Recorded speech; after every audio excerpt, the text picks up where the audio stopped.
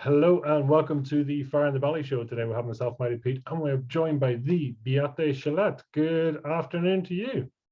Mighty Pete, I can't wait to get started to talk to you. Listen, it's an absolute delight to have you on the show. Thank you so much for coming on. So tell us, first of all, who are you, where are you, and what do you do? And you say it like it's nothing. So Easy, right? Yeah, you've had your whole life to do yeah. this, I right? mean, you got to start somewhere, right? So my name is Beate Chelette. I'm known as the growth architect. I live in Los Angeles and I work as a strategist. And that means I devise blueprints, tools, and techniques for visionaries and leaders so they can make a bigger impact. And that means, if I translate it, that I work a lot in business growth strategies, in team building, and helping people just be a little bit more successful, or a lot more successful. Wow, look at that. So what's your impact then? Let's go in the deep end here. My impact, well, so I always thought that at the end of the day, when it's all said and done, Mighty Pete, and you go to my tombstone, it will say, here lays a woman that is instrumental in defining women leadership. Okay. Break that down. What does that mean?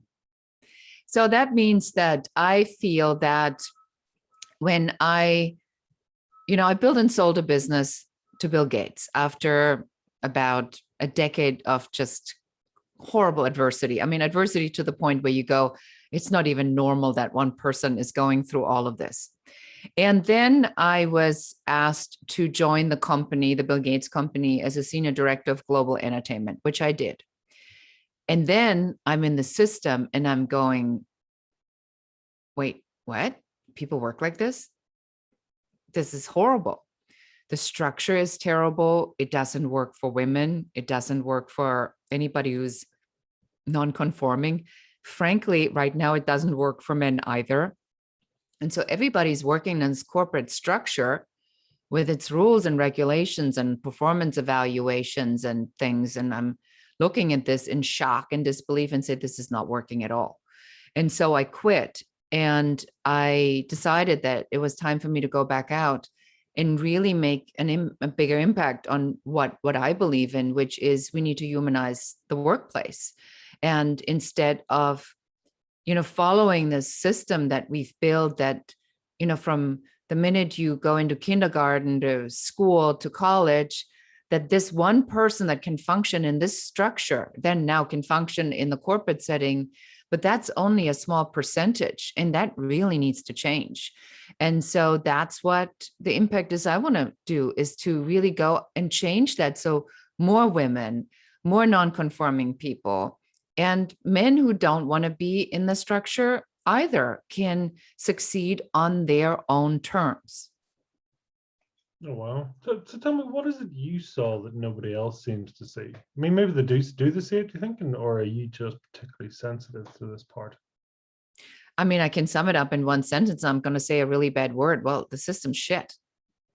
Okay. I mean, it is, I remember one specific instance, Mighty Pete, that maybe sort of sums it up. Like so I'm the senior director, so I'm doing the performance reviews. And I hadn't really done this in the system where you have to electronically type it in and, do all these things and give the notes and the grades and stuff. And so I'm sitting in there, and then it says in there, what do you want them to improve? And then what happens is you actually really think about what do you want them to improve. But you don't go about what can they improve or what should they improve. The question is, what do you want them to improve? But that's my biased opinion. So I can say, I want them to be better at pivot tables. But if they are not Excel spreadsheet users or hate it, or creative people, or, are better at something else, now I'm creating this horrible friction because I want them to do something that they're naturally not good at, that causes anxiety and stress. It makes them now wanting to leave their job because I'm terrorizing them into doing something. And so I'm looking at this, and literally every single thing is like that. So you come back on Monday, and then your boss tells you that something that was on the table to be decided on Monday had been decided over the weekend. And you go, well, when did that happen? Oh, I was playing golf with John and Smitty. Wait, what? How come I don't know about this? How come I wasn't invited?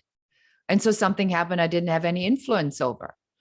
Or, it's these 1,000 little things where in an organization that compound to this large dissatisfaction where you go, why are they doing it this way?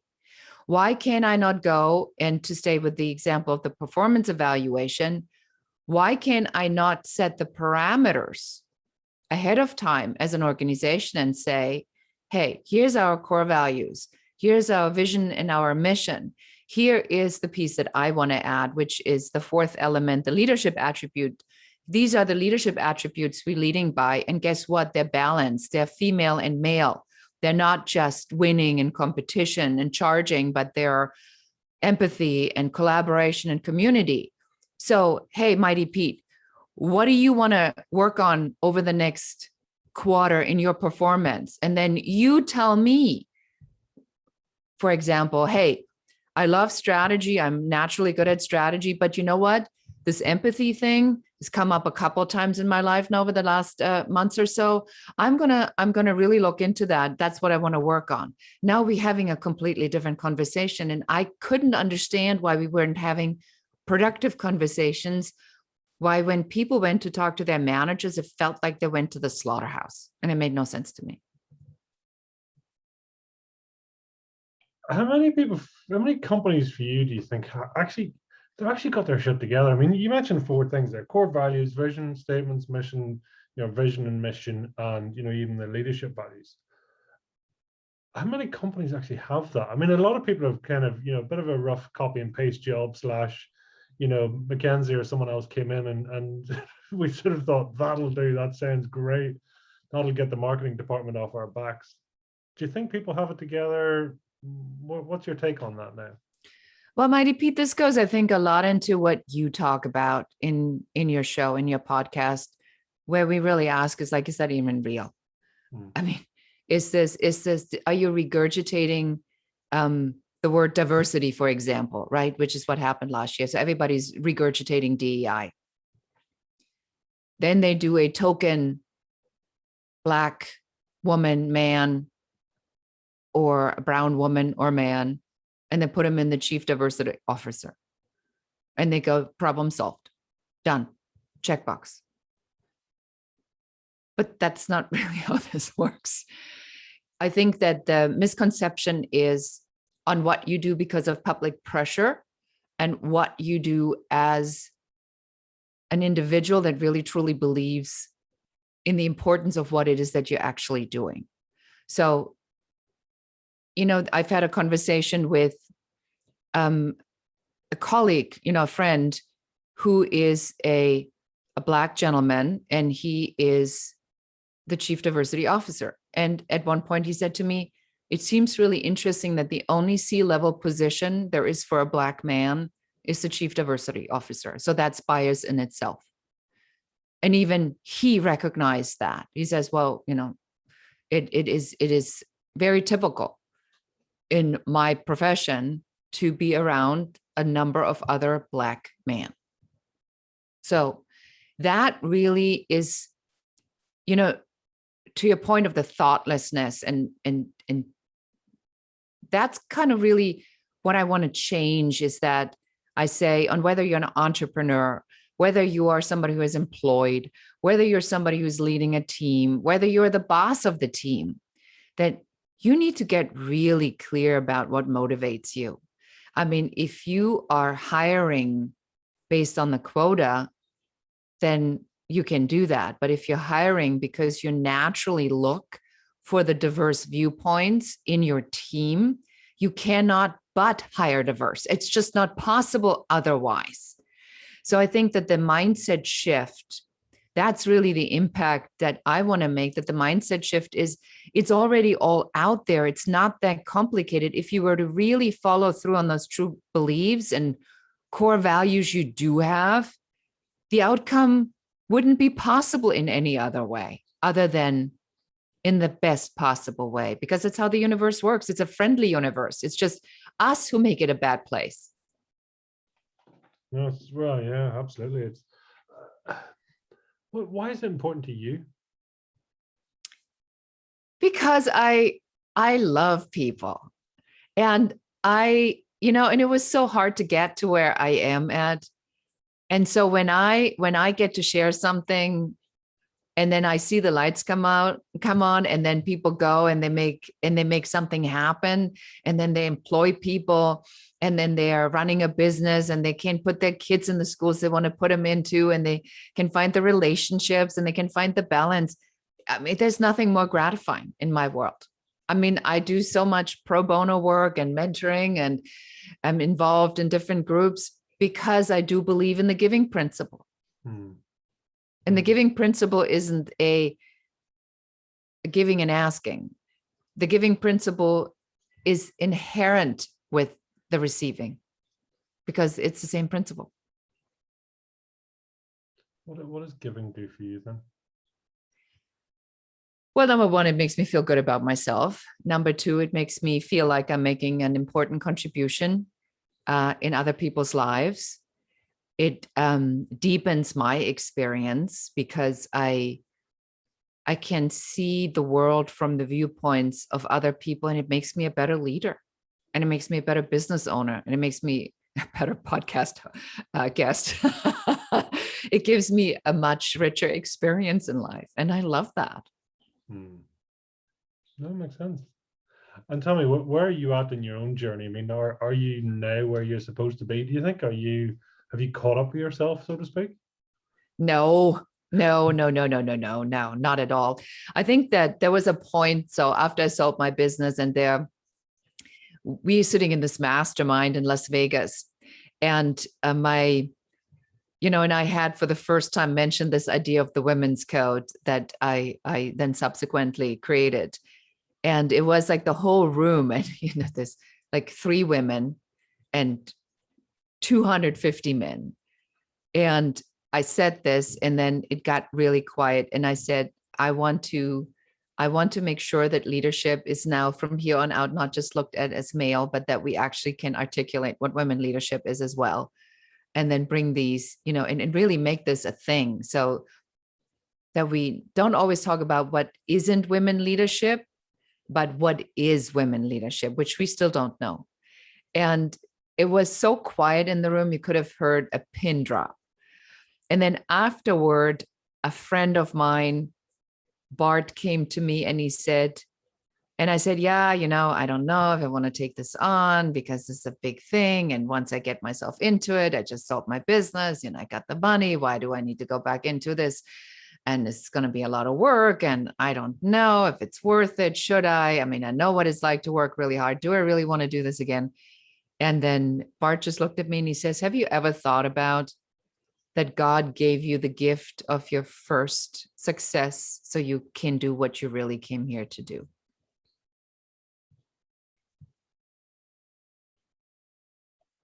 That's deep. Mic drop moment. And then that really resonated. And so then I started, and then I made a big mistake. Then I stopped doing all this mindset work that I did. And I thought that I had arrived. I was a multimillionaire. I had done what everybody sets out to do. That's it. I'm untouchable. I'm on top of the world. All I must do is show up, and then the success will appear. Guess what? It doesn't. It doesn't. What's wrong with that? So cruel. So cruel. It's unfair and cruel and miserable. And so I finally had to get myself back to, the awareness with myself, and say, who are you? Who are you fooling? You got to keep, to get where you want to go, and if you do it, you do it right. And if you do it right, you need to do what it takes to get there. And so I started, back my mindset work, and my working on myself and investing in myself and doing my personal development, even though I had already done it. And you just realize it's never over, because once you accomplish one thing, then the next thing shows up and says, well, that was just the first step, and you thought that was the only step. And God knows what's going to come after this, but I think this is the thing I came here to do, and I'm making a lot of progress now.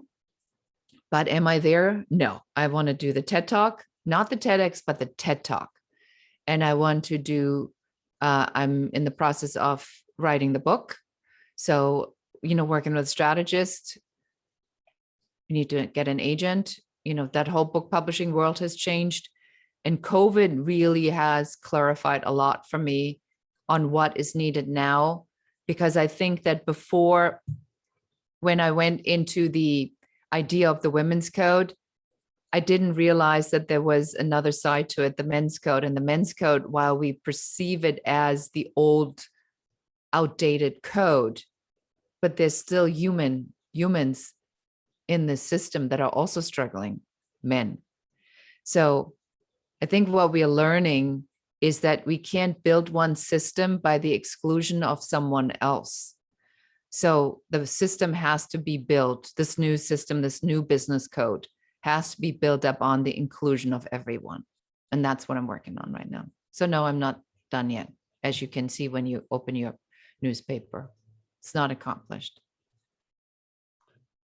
What part of it, I mean, and it's super interesting and interesting, you talked, about the men's code and things.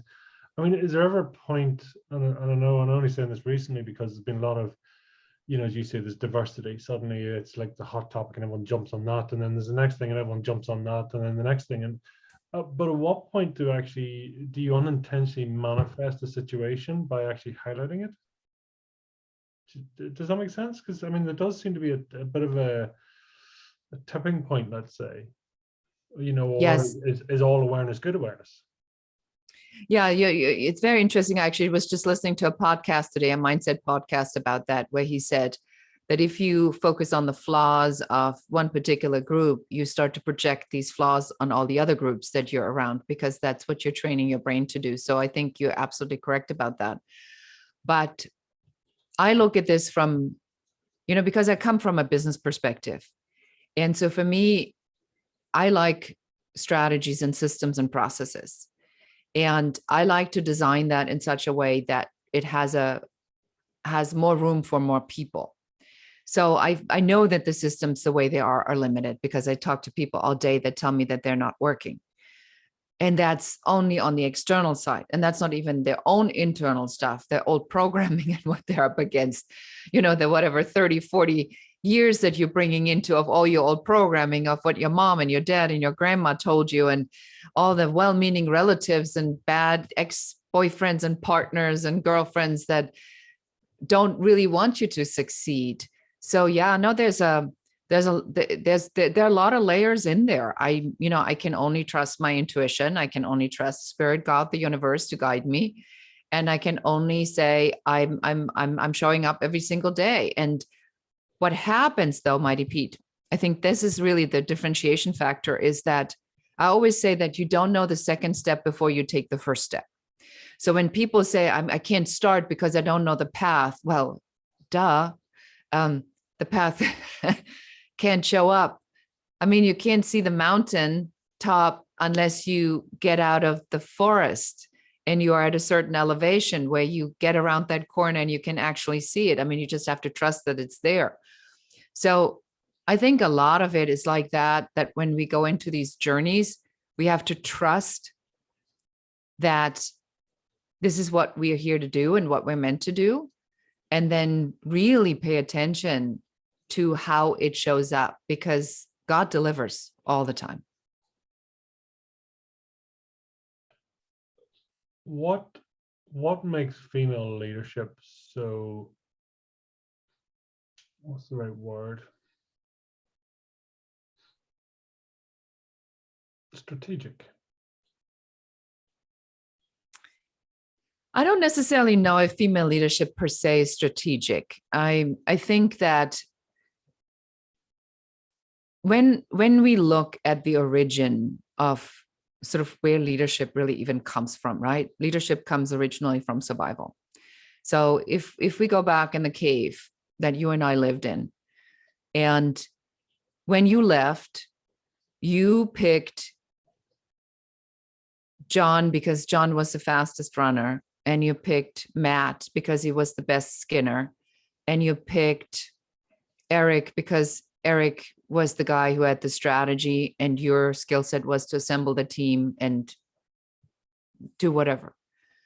You didn't care if you liked any of the guys. You just knew they were the best. And that's all you were interested in because you had a very specific objective that needed to be achieved. And that's all you focused on because you had to survive. You had to hunt and kill the mammal, bring it back. That ensured your survival, the survival of your family and your children and the race. In the meantime, women were left in the cave. We may have gone to get water together, but we certainly carried our own water. And if something would happen to you, then the only way I can ensure my survival is I'm going to have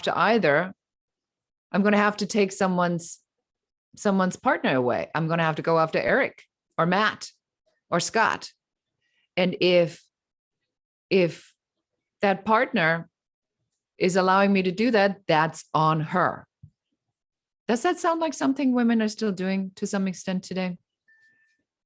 Is that they believe that we are dependent on someone else, specifically men. And so as leadership for women started to change, women had this idea of likability and, and the collaboration, because when I was raised, I was very specific. Be a good girl.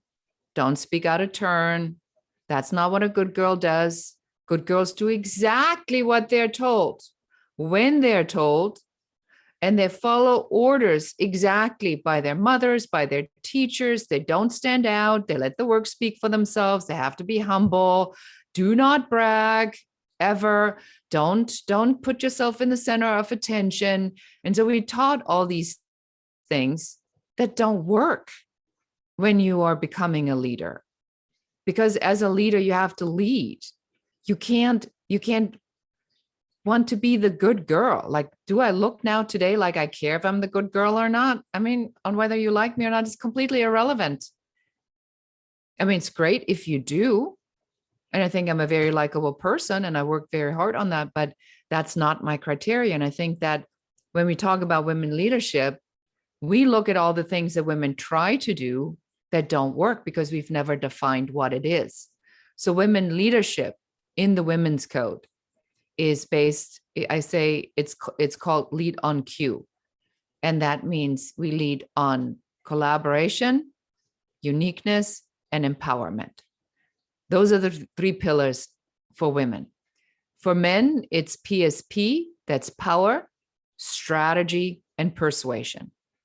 And now I'm just going to say that, of course, it's not for all men and all women because we are all individual, but for the purposes of making an assessment, the majority of men that are successful in organizations have to possess these skills. And the majority of women who are successful in organizations have to possess those exact same skills, but they're out of character, which is why women struggle. That's what I was going to ask. I mean, and well, I suppose for yourself and for female leaders that you see, I mean, how many are leaving, they're not putting it all on the table. They're sort of trying to fill the role in the best that they can, but skills are being missed and only a part of them is turning up in some way. Well, first of all, you would need to know what the skills are you're missing, which most people don't. It would mean that you have to have a lot of self-awareness. That means you have to listen to a lot of mindset stuff, do a lot of personal development, and have radical honesty with yourself because it either is or it isn't. And I want to say most people don't ever want to see, because it's easier to blame external circumstances than take responsibility that you're in the mess of your own making. It's interesting because reflecting back, I mean, you talked about, whether it's a belief it's beliefs that we hold from our childhood, or for whatever, that we come all the way through. I mean, is it a belief? Is it a choice? Is it, where is there a tipping point, and where sort of junior to female leaders actually change their beliefs? They choose what they want. Is there a tipping point?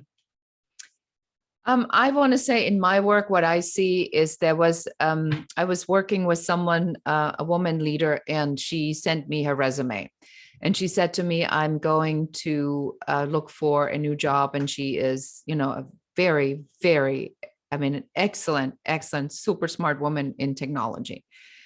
And so I'm looking at the resume, and I called her and I said, you're justifying your experience.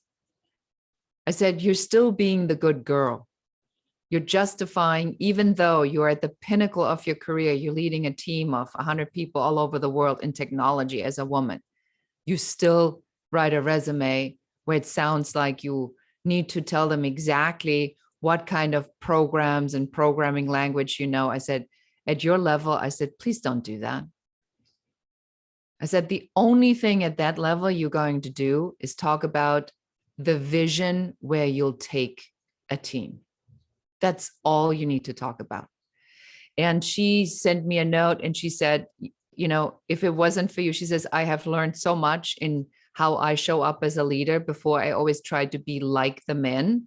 Now I recognize that I can be a woman and that it's actually okay. And nobody takes offense with it, as long as I own what and who I am. And so this is, I don't know if this answers your question well enough, but I think that the tipping point really is where you recognize that you cannot function well on whether that's men or women. And I see more and more men who cannot function in the structure either, is when the pain of staying there is so intense that you just want to get away from it. And that's why so many people are quitting. That's why we see this great resignation and this run toward people setting up their own businesses, is that people feel that there's got to be something more where they can be more themselves. But it's not the job. It's you who needs to change for everything else to change. So we can only change the structure if we have enough people in there that are aware enough to make the changes on the structure, and then the structure will change. Was that a tipping point for you? Tipping point for me, I think my tipping point was when my father was a CEO at a dairy company in Germany many years ago, and he got fired.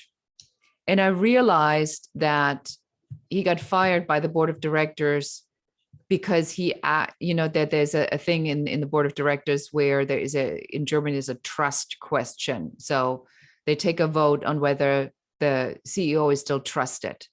And the majority of the vote said no. And that meant immediate removal from the position. And I realized that I had taken all my self-esteem and all my value out of what I was, out of work. So I was who I was because of the job I had, and I was a photo editor at Elle magazine at the time. And I realized that I didn't want people to like me because of what I did and could do for them, but I wanted people to like me for who I was. And then I quit and my journey started. That was my tipping point.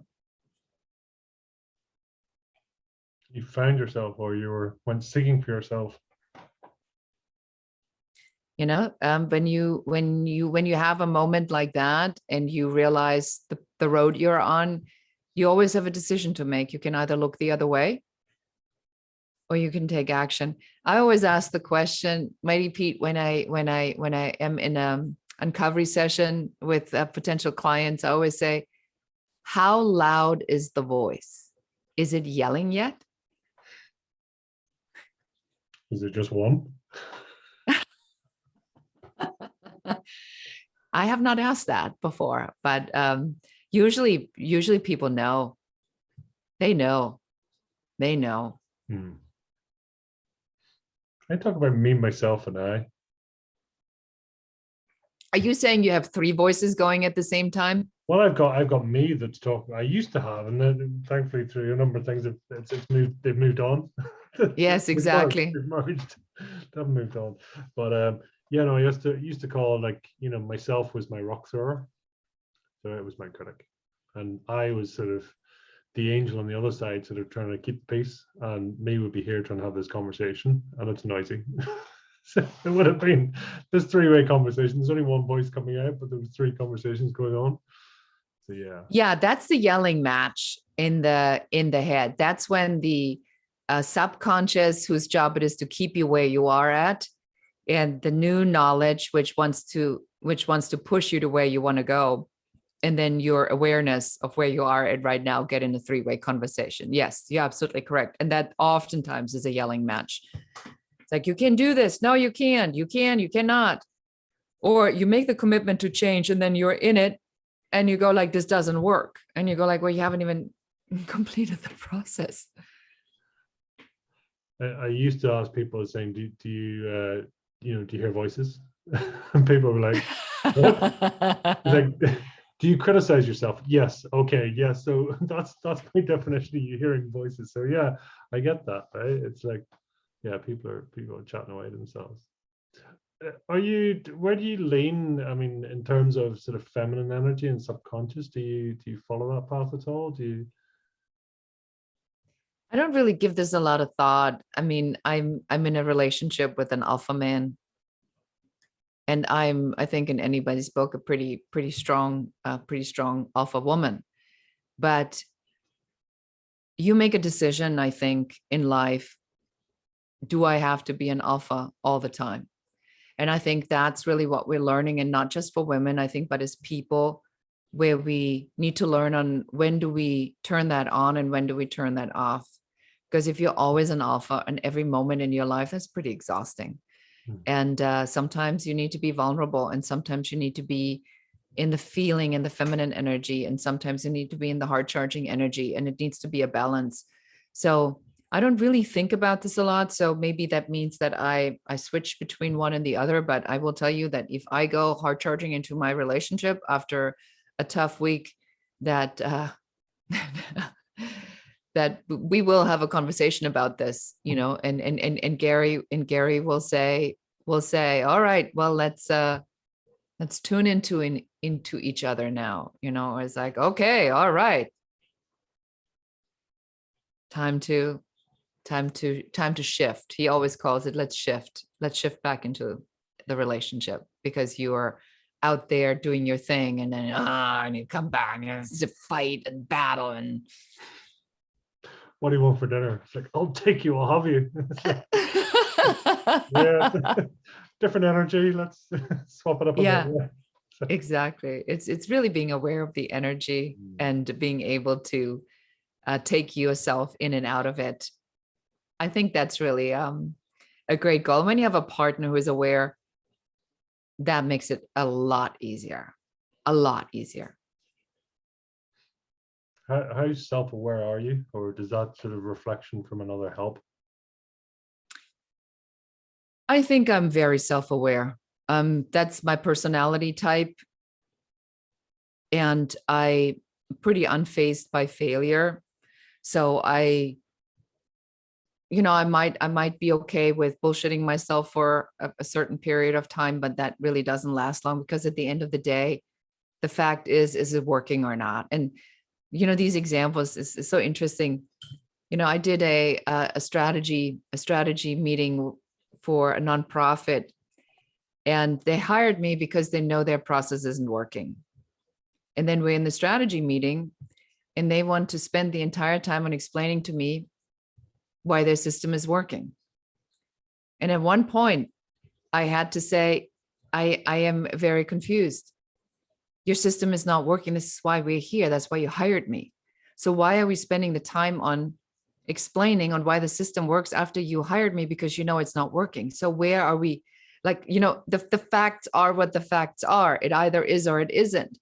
And I think that's where Especially struggling entrepreneurs really need to have that come to Jesus moment with themselves to say, let's look in our bank account. Is what I'm doing working? Your bank account will tell you in great certainty in 5 seconds on whether or not what you do is working. So then you can go back and say, well, I know whose fault it is. And I will say, it's your own. And then you say, but no, it's the environment. It's a pandemic. It's other people have it difficult. Well, there are people that are making a killing right now. So why are their businesses growing and not yours? Other people are can stop the work from coming in. So what did they do that you are not doing? Why are other people happy and why are you not happy? So if it exists, it's possible. So why is it not possible for you? Oh, that's right. It has one thing in common. It's you. And I think that is for a lot of people, the awareness that taking responsibility that where you are is because of what you do and what you believe in. And that needs to change in order to get a different outcome. And then they keep doing the same thing again and again and again and try to get a different outcome. And we know that that is the definition of just insanity. But I see this all the time. Or, I have somebody come in and they say, well, I'm so depressed and frustrated. And I always deal with other people's stuff. And then I don't do my own. I said, well, then stop doing it.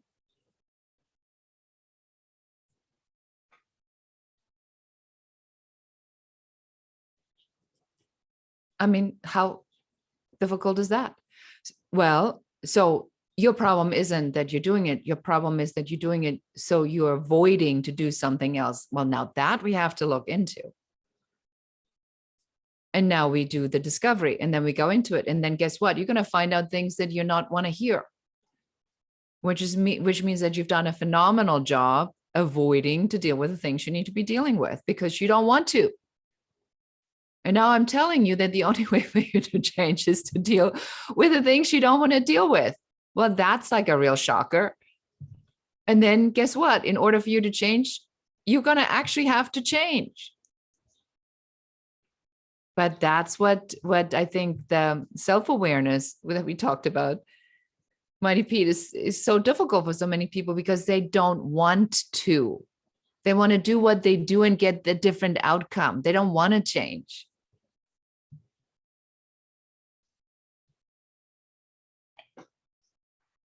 I'm curious, you change tenses sometimes between I and my. Is that something you're consciously aware of? That's probably from a lot of the writing that I do, because I do a lot of writing, and so when you do a lot of writing, you have personal experiences, and you have to make it turn into what the audience. So that's probably just a piece that's inherent. No, it's fascinating, I think, and even there. I suppose, and again, as you were speaking, I'm just thinking, how many leaders are sitting there with voids being their values, and it's kind of almost just being careful, because that sort of really that sort of Jenga, you unintentionally start sort of looking and working on some of those voids. You could end up with high-powered exec is suddenly disempowered completely, and you've totally blown up their whys. Everything else, and you're left with a bag of something. Yeah, I don't know. It was just a sort of a curious observation that came flying through my mind as you spoke. Do you ever find that? It's like, be careful what you wish for. And people say, I want to change. All the time, 100%. I mean, look, if I always say that I believe that people that come to me have been activated, and only somebody who's been activated knows what that means. And so when I work with people, they're here to make something happen. And so I operate from that understanding that if you're talking to me, you have something to do and you're being called to step up and get it done, because that's what I do. I help people to get that done. And we do it fast because I've done this many, many times, and the strategies are not difficult. I mean, you're gonna have to make changes. And so I think that that's really, at the end of the day, the big question we all have to ask ourselves. Was I born to be mediocre? Was I born to slide through? Was I born to be non-remarkable? Was I born to work myself to death and then retire and then die? Is that really what I was born to do? And so if you say, well, my goal in life is to do the absolute minimum I need to make enough money so I can pay my bills, go to the pub a couple times a week, and get hammered with my friends so I don't have to think about on how much I hate my life, and pretend that that is the essence of life. Don't worry about anybody else. Don't worry about the world. Don't worry about my impact. Don't worry about anything other than myself, so that I can get myself to retirement, so I can take a couple of vacations in Spain, or you know what I mean, or go to a soccer game. If that's what you think you came here to do, I don't think that I'd be having a lot of conversation with these kinds of people. But when people come to me, they have this feeling that they have to accomplish something different than what they're doing. And so if you have that feeling, if you're listening to this podcast and you have this feeling, well, congratulations, you do. That's why you're here. That's why you're listening to this right at this very minute, because you clearly needed to hear this. So get up, do something, because I don't think there's anything more crushing to a life than not having done anything you could do to accomplish what you came here to do, or follow a dream. I said this to my daughter, who's getting married next year. And so, so now I'm working on my will and the testament, and all of this has to be redone. And I said to her, if I were to bite the bullet today, I want you to remember that I have a fabulous life. And I've met so many wonderful, interesting people. I've been all over the world. I mean, I created a life I truly, truly enjoy. Yes, I mean, it was hard and difficult, and nobody gave me anything. But at the end of the day, do I feel like I have something to show for? I do. I said, so please, and she said, why are you doing the testament? I said, well, because things need to be taken care of. Are you not telling me something? No, it's just something that needs to be dealt with. I said, do you want to make certain life and death decisions for me? She says, no. I said, well, good. Then why don't you let me, in true form, let me make my own decisions all the way to the end. But that's what it is like, are you really in this moment of feeling that connection with the universe, with the spirit, with the power, where you feel that you are really at the right time, at the right place, doing the right thing, going somewhere? That's the question. Or are you okay with where you are? Because if you're okay with where you are, then stay there. Because only if that pain of staying there is greater than the fear of changing will you change.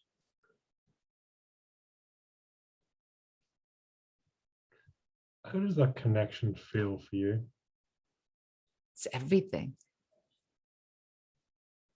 I feel sometimes when I work with my clients, and, I was just doing a strategy session before we got on the podcast, and there's this moment, where the pieces are coming together and we are pulling it out, and, you feel the hesitancy of the client coming in, and then suddenly, the language falls into place, and then she's repeating it. And I literally feel it in my body, right? I feel it. I get my hair stands up. I said, that's it. That's it. Now we are in the zone. So I don't know. Trust, believe, experience, not giving a shit. I don't know. All of the above. I just have faith that it comes together.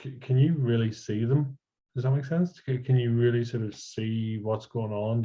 Can you, because you talked earlier about your intuition, it's like, and I'm curious, does that really come into play in terms of connection? And, there's a trust there, right? But you can be quite empathetic or sensitive to that. Does that make sense? Does that something that resonates with you? Yeah, I mean, I think what I'm hearing is that there's a combination, so number one, I've done the work. I'm a Myers-Briggs practitioner. So I really learned about personality types, and, I'm an intuitive. So I learned about who I am and how I process information and what the pitfalls are as this type of person. And then I learned about what other people are and how you need to show up for different personality types to make sure that they feel heard. And when you do that, yeah, I want to answer that with the resounding yes. I want to say I probably get it about 90% of the time. I get it spot on, because it's a combination of pushing them out of their comfort zone and leading them toward a goal that they've set for themselves that they haven't been able to achieve themselves. So they're going somewhere where they haven't been before, or they feel that they already know, but they can't put it together. So that's a really awkward thing sometimes when you have a client who's done all the work, but they still can't put it together. Well, that's because you can't see your own blind spots. The fish doesn't know it's wet, right?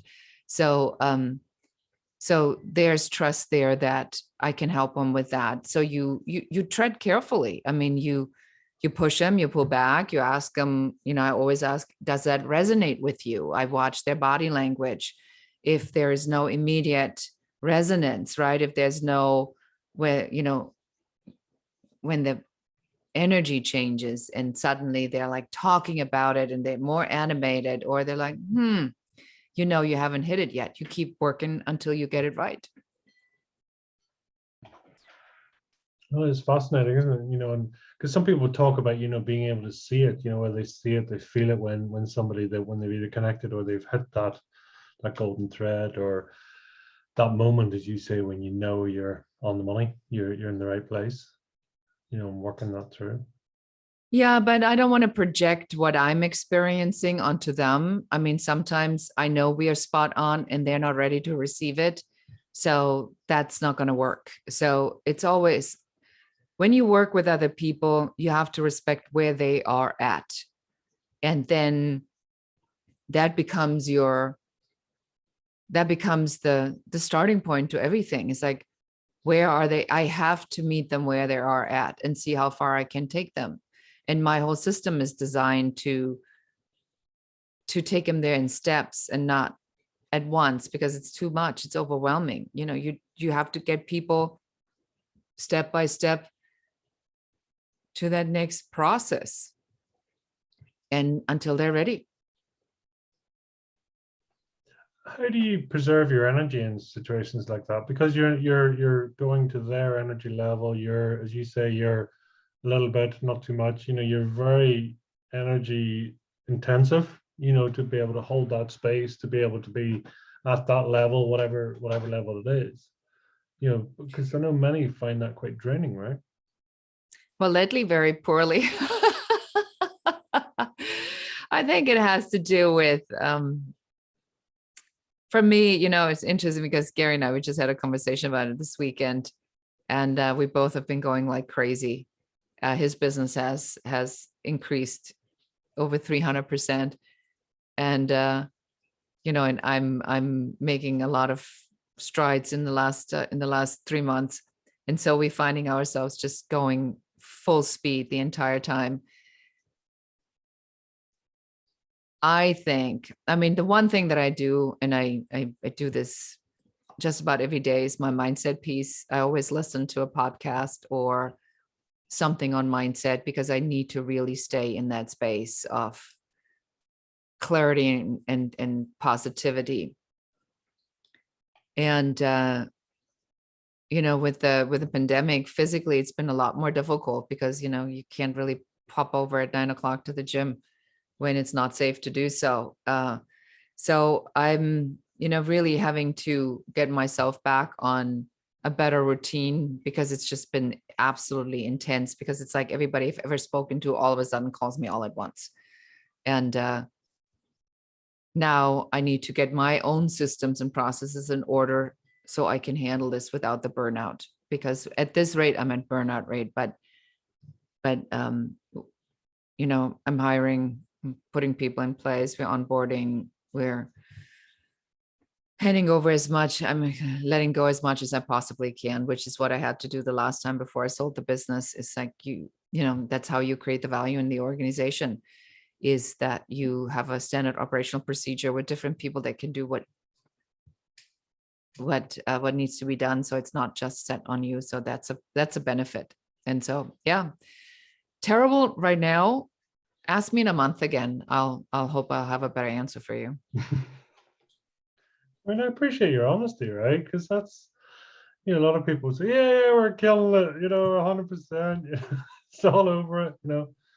But no, I appreciate your honesty with that, because yeah, it's very telling of a person, you know, and where you're at. Are you aware of what you're capable of?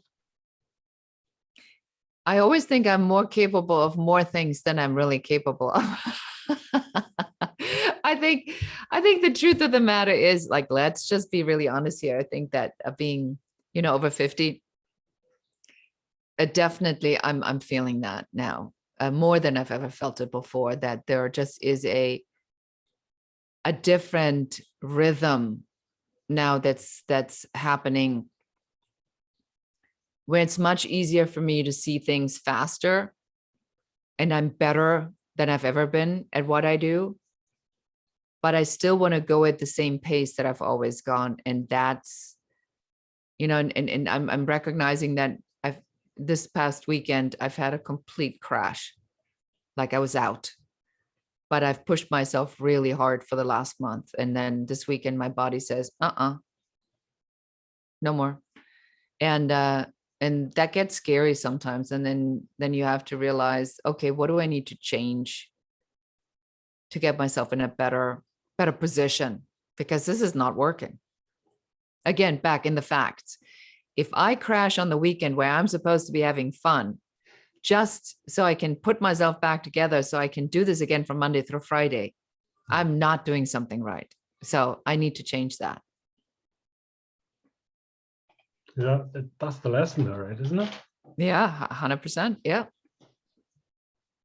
Because when you look at those that are, you know, 40 plus, 45 plus, 50 plus, 60 plus, whatever, it's when they realize, it's like, I can't run the entire company. I can't do 48-hour days or whatever amazing feats of human engineering they're capable of doing, and to the point going, I got to get smart. I can't physically keep up, right? And they're almost, the conscious mind gives way to the subconscious mind. You know, the masculine energy hands over to the feminine energy and saying, we need to get smart here. I've beat my head off the wall. Time to bring in the big guns and the universe and everything, right? Yeah, but then again, you know, what makes me think that I have to work this way? So what is it that I'm not trusting, if it's out there for me, you know, to really have that? If that's really mine, then why do I have to kill myself in the process? I mean, that's not really a good mindset either. So obviously there's still some stuff that needs to be looked into on why I find it necessary to constantly have to prove on how hard I can work. Oh, that's right. That's my programming from my childhood, because nothing ever was good enough. And, you know, and you try to get somebody's attention your entire life, it never gives it to you. So you just keep going and going and going until you'll kill yourself. Oh, that's right. That's the family pattern. Until they literally kill themselves. Okay, I'm doing the exact same thing. Bravo. It's a noble death, right? A noble death. Died working. Congratulations. Yeah, all to repeat the same pattern again. Woot woot. You ever been afraid of being seen? Truly seen? No. Maybe before. Now, no. But being seen comes with a lot of has a dark side and a bright side. Because when you get to the point where you really speak your truth, there are a lot of people that do not want to hear it. And you go under attack. I mean, I have received death threats. I've been called every name on the planet by men who do not want women like me to say what I have to say. I mean, happens all the time. So they say that when you get to that point of the clarity of the message or the true empowerment, a certain polarization happens because people want to prohibit you from saying things, and where others are elevated by what you say. And I definitely am at that point.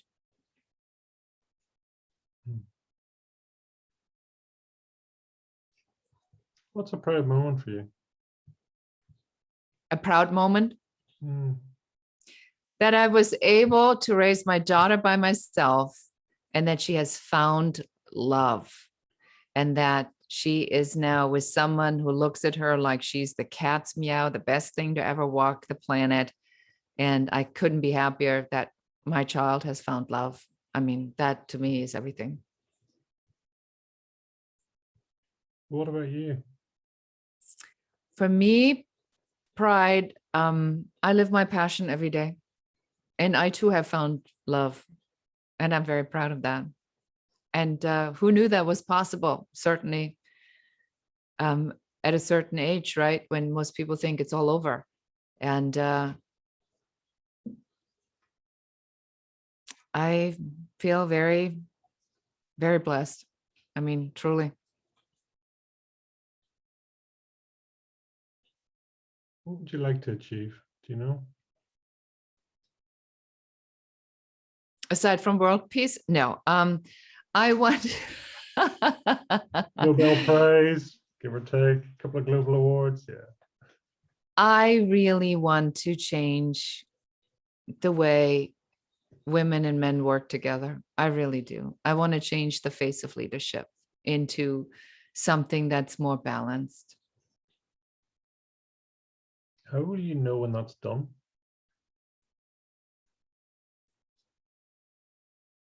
Because there's going to be a moment where I'm going to go and say to you in our next interview, Mighty Pete, they're all copying me. And then you're going to say to me, remember on the show that you were at, this is what you said to me. You said to me, and at the point when the whole world is doing it, I know that I've handed it over successfully. Do you think, I mean, is it like the changing of the guard? It's just you've got large aged, you know, institution, so if you like, and then you've got the new funky entrepreneurial upstart, quick start, whatever start, you know, companies. Is it a changing of a guard? Do you think there is going to be a phasing out process? Where do you sit there? Yes, it's definitely a changing of the guard. It's a number of different things. I think it's, for one, it's a whole generation, Gen Z, who says they don't have a diversity problem because they're by nature diverse and they're the most diverse generation ever. So they look at us and they say it's our problem. If you're Gen Z and you're listening to this, I got news for you. Guess what we said to our parents when we were that generation? We told our parents we didn't have the problem. It was your problem because they were so stuck up. And so guess what your children are going to say to you when they're that age? They're going to tell you that that problem is your problem and not their problem. It's just a part of the generations. But each generation does make an advancement in some way where you see that the change is just holding a little bit more and holding a little bit more. I think what we're seeing and what we really recognize in politics is that this is the last bastion of holding on to an existing old power structure, and it's clearly cracking at the seams. I mean, it's the power grab and the language and the we must force, you know, I mean, it's unbelievable. So I do think that there is a change of guards. We're seeing this rise of nationalism and wanting to tell people what to do. And I think it's going to eventually sizzle away because it can't hold, because there's so many more coming that do not believe in that. And so we have the generational piece. We have also a peace in between the different races, and the way how much more diverse our world is becoming by the pure nature that people are having sex with different people that look other than them, and then they have babies, and that just changes everything. And because people right now, as what we see in the Great Resignation, not wanting to be in existing structures. It's a number of things that are all playing together. Yes, it is a changing of guard, for sure. You can't help but think or hope, can you, that we're on the right path? It's a bumpy road, right? But change is happening. You just hope it's in the right way and shape and form, right? I was listening to something really powerful this morning, and it said that unless this is your cause, right? Unless that is what you're here to do, like being in politics or changing one particular subject, stop obsessing over it, because what you do makes absolutely no difference other than it makes you crazy. Focus on the thing that you came here to do and make that impact in that genre, right? Because that's your piece. So I think there's a lot to be said to that, because if I focus on all the different things that could be improved, I'll make myself crazy, because everything can be improved. So I have to focus on that which I can improve.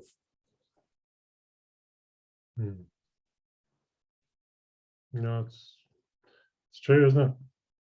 Yeah, 100%. Are you the true you and you? Are you as close to you as you'll ever be, do you think? Yes. Oh, for sure. What means close to me? Meaning aware, okay with who I am. Yeah. Back, I suppose, and you'll know. I mean, all the sort of your childhood, who you are, and we go off on this little journey of life, and we satisfy and we please somebody, and we pick up all their beliefs and all the rest until we eventually start to pick them off and drop them. I do think we get to the point. I mean, some might say it's where you become a grumpy old man or grumpy old woman. You go, I don't give a shit what anyone else thinks. This is me. There's a point when probably it goes a bit too far, but I don't know. I think we just there's no curtains. It's just is, and it's well, for me, that's a moment of beauty. That's a moment of genius, because, as you say, it's like, if it's not your passion, just don't. Yeah, okay.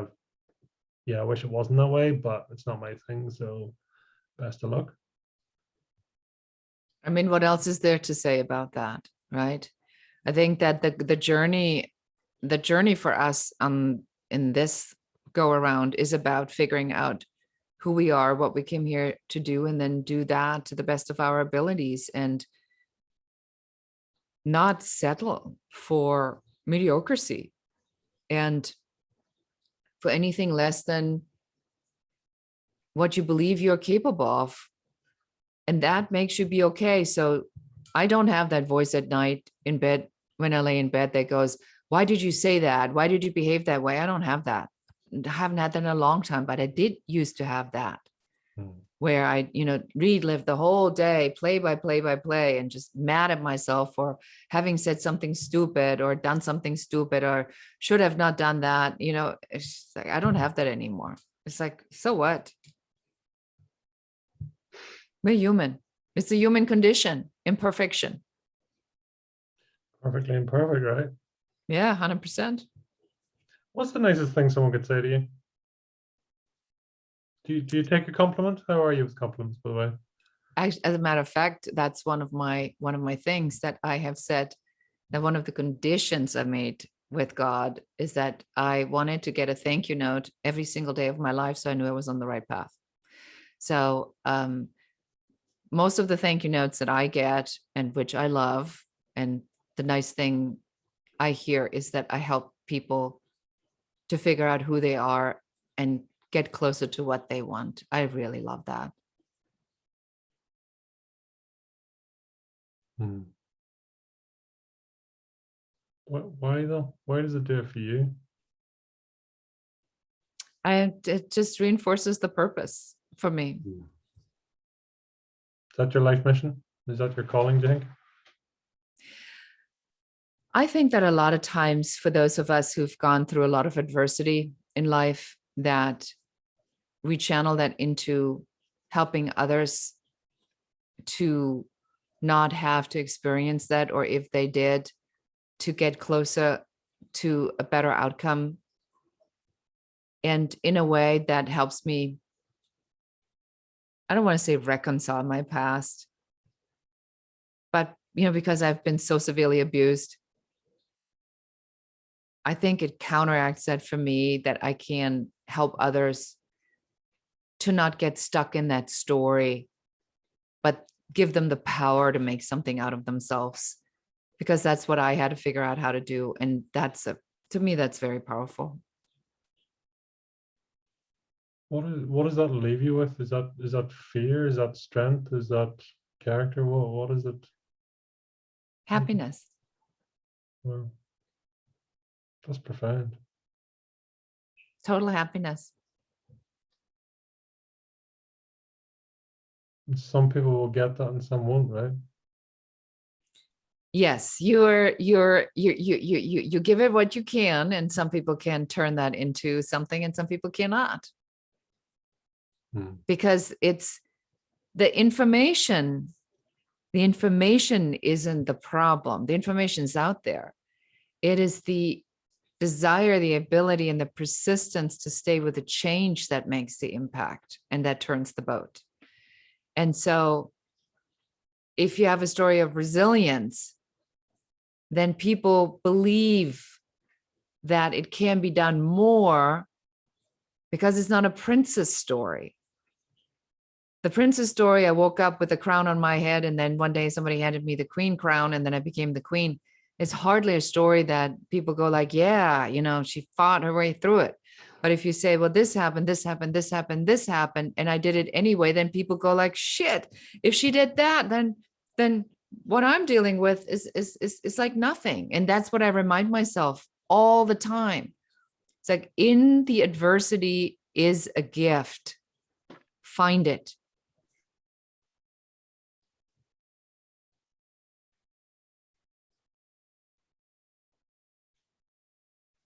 What are you great at and what are you terrible at?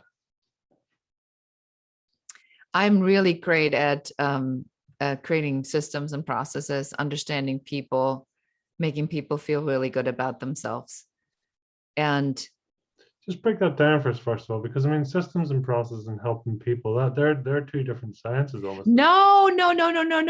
That's where you're all wrong. This goes hand in hand. Right.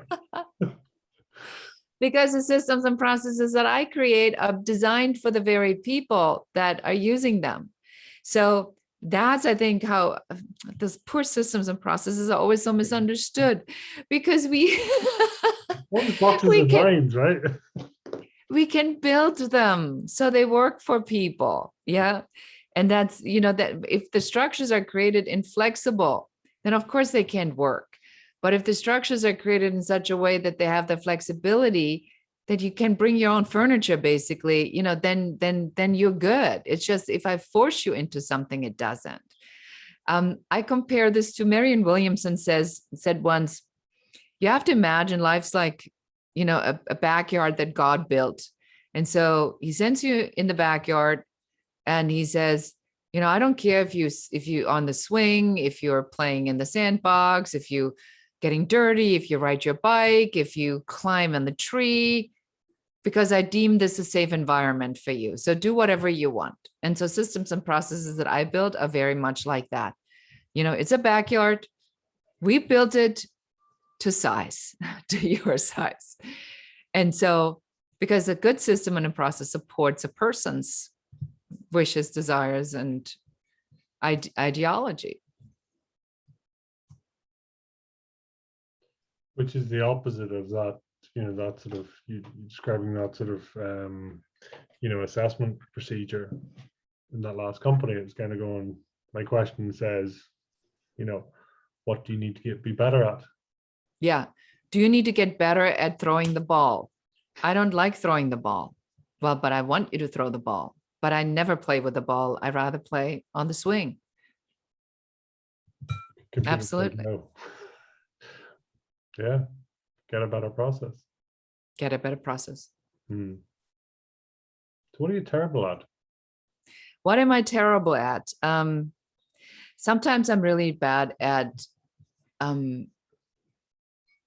a lot of this really emotional stuff that really overwhelms me. So my daughter is very emotional, and my mother is emotional. And I find that when somebody is very emotional, they oftentimes just need to talk about their feelings, and they need to talk about their feelings a lot. And sometimes over and over again. That completely overloads me. I cannot handle it. I can handle it for a period of time, but I have to set myself a time limit. Like sometimes I have to set myself like a 15, 20-minute time limit. I cannot. I have a girlfriend, and she always wants to talk to me about these breakthroughs and feelings and old stories. And sometimes I just can't listen to this because it's like, okay, great. So you had the epiphany. What are you going to do now? But she doesn't want to talk about what she wants to do now. She wants to talk about all the feelings that she has because she just had this breakthrough moment. Whereas I go, well, great, you had the breakthrough moment. What are you going to do now? So that's what I'm not good at, is just staying in the empathetic listening mode without wanting to come up with a process or a system to fix it. Are you quietly all the time just going, yep, I could build this, I could. It's like, yeah, involuntary. It's like, yeah, by the way, I just mapped the whole goddamn lot, but I mean, you're laughing, you're smiling, but it's exactly how my brain works. I'm like, oh, we can solve that really easily. So here's how we can do this. Like step 1, 2, 3, 4, 5. And they go like, what? Because that's not the conversation that they're having. That's just the way my brain works. I just got to recognize that's how my brain works. Very kinesthetic. Probably more visual, but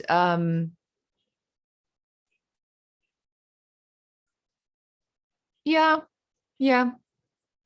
Competitive? People say I'm competitive. I don't think I'm competitive, but maybe only competitive people think that they're not competitive. So I leave that as I leave that up. I leave that up to other people to determine that. Probably competitive in the sense I want to see how far I can push it. That I do. Yeah. No, I kind of. That's we all have sort of places to be and things to do. Yeah. No, it's very true. Talk to me about your book. So my first book is called Happy Woman, Happy World. And I wrote this book called The Foolproof Fix to Get from Overwhelmed to Awesome for women under the tag The Women's Code, because I recognize that in order to make any changes in the structure at all, we know there's a men's code. We know there's no women's code. And so I recognize that women first have to learn to be better with each other and have to have a code of conduct amongst ourselves before we can even go out there and ask for the things that we really want to ask for and succeed.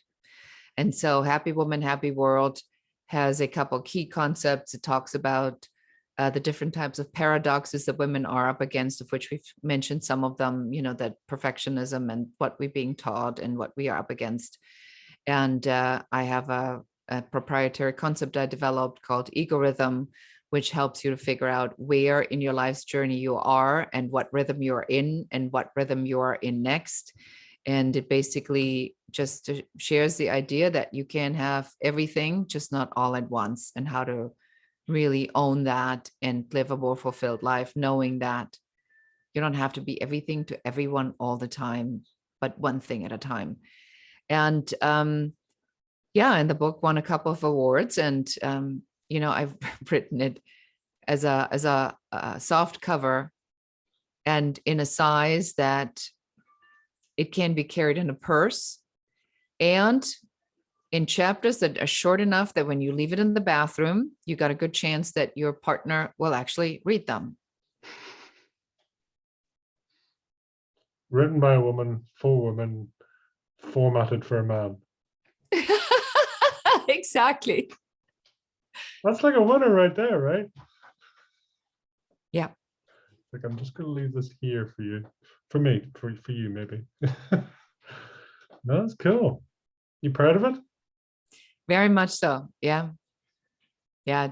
It made a lot of impact in a lot of people's lives, and has been the basis of a lot of my conversations and my speaking engagements and my workshops and my learning and development programs. It's all around how do we help women to be unapologetically themselves, and how do we strip all of that and let people shine for what they're bringing to the table, instead of forcing them to learn Excel pivot tables. Why don't we bring someone on the team who can do that, and who is happy and wants to do that, and have this other person have you do something you absolutely you love. Getting a lot there in the language, that sort of needing, wanting, loving to, having to, it's, I mean, how many organizations are based like that? It's like kind of going, your employee 1, 2, 3, and that's position there, and your job is X, Y, and Z, full stop. Or as you say, what's your skills? Where are you best suited? What could you do?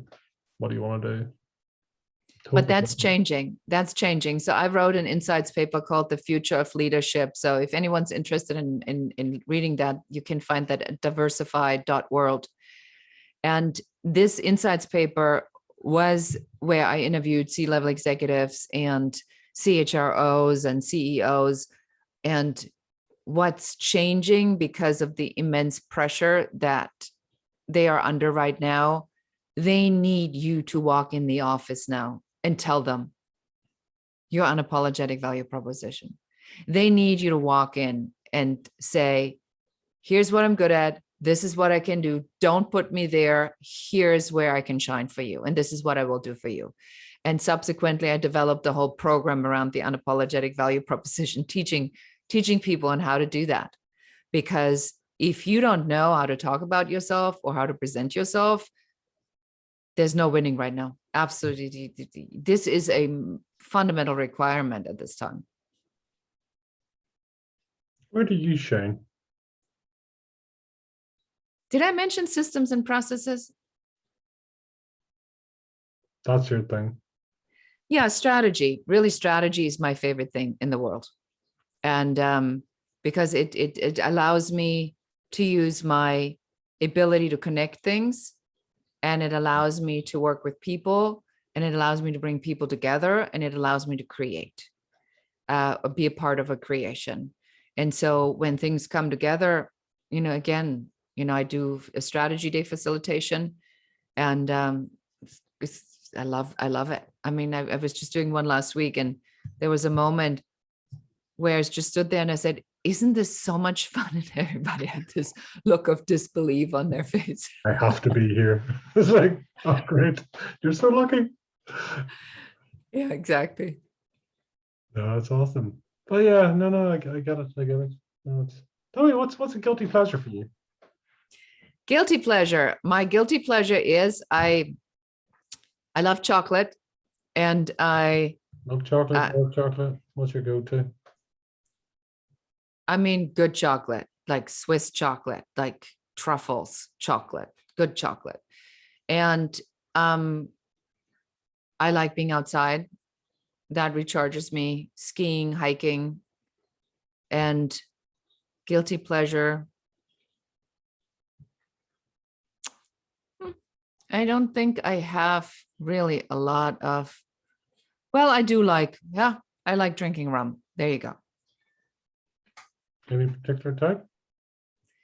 Well, my favorite rum is the Zaya. That's sort of my everyday rum. And then there is the 12-year Fleur de Cagne, and that's for special occasions.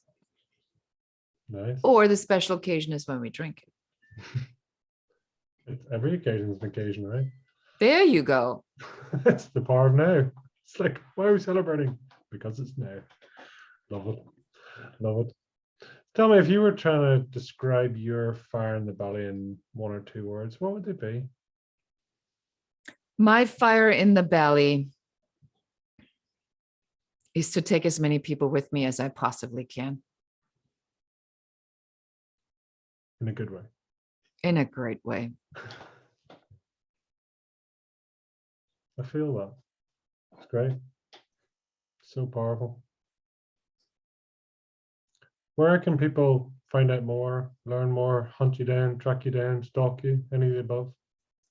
Yeah, go ahead and do that. Do all of that. So number one, I always like to hear from the audience. So if you heard something, go to beatechelette.com/contact and just send me a note. I answer all my own emails. There's no in between. It comes directly to my inbox because remember, I like thank you notes. I like hearing. So if you have something to thank us for this conversation, don't hold back. Please shoot it over. That's my lifeblood. That gives me, that gives me the juice.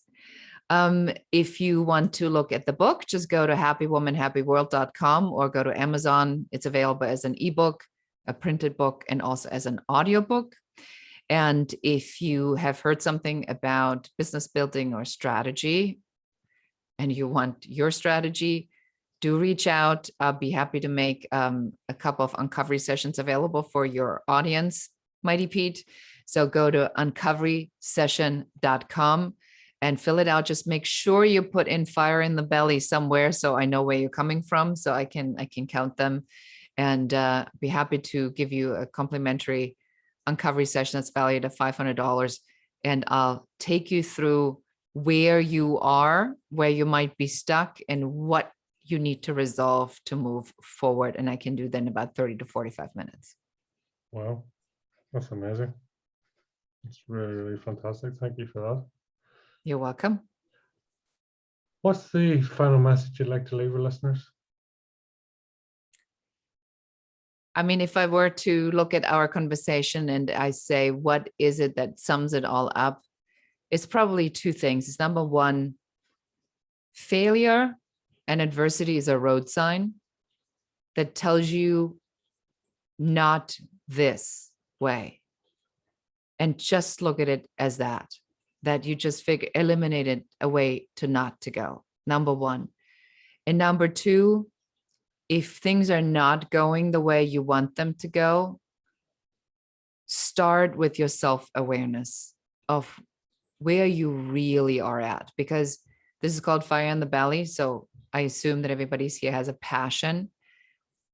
And if your passion doesn't love you back as much as you love it, then you probably have to make a couple of tweaks or adjustments. So start with that today, and really look at what's going on, and then make the changes. Do the work to get that fire in the belly to burn like an inferno and not like a little teeny little match. Absolutely. Absolutely. Yeah, find your uniqueness and do it. It's been awesome.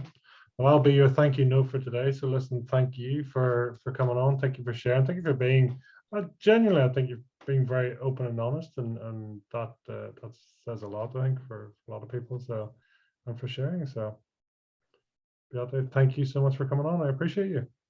Thank you so much. Thank you so much for having me. And thank you for all the great work that you're doing and helping people to keep that fire going. Very important. I appreciate you too. Thank you.